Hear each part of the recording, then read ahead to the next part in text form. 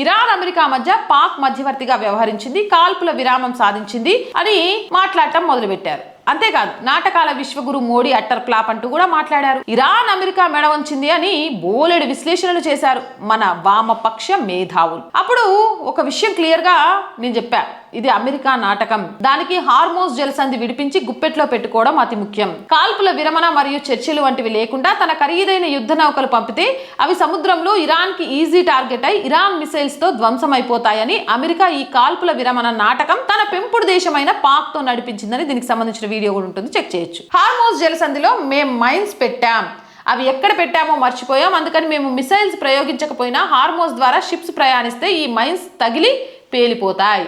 అందువల్ల హార్మోజ్ ద్వారా వెళ్ళాలి అనుకుంటే షిప్స్ ఇరాన్ సముద్ర తీరం వెంబడి మా మిలిటరీ సూచించిన దారిలో వెళ్తే ప్రమాదం ఉండదు అని ఇరాన్ దేశాలను బెదిరిస్తూ బ్లాక్మెయిల్ చేస్తూ హార్మోజ్ గుండా వెళ్లే షిప్పుల దగ్గర $2 మిలియన్ ఫీజులు వసూలు చేస్తుంది.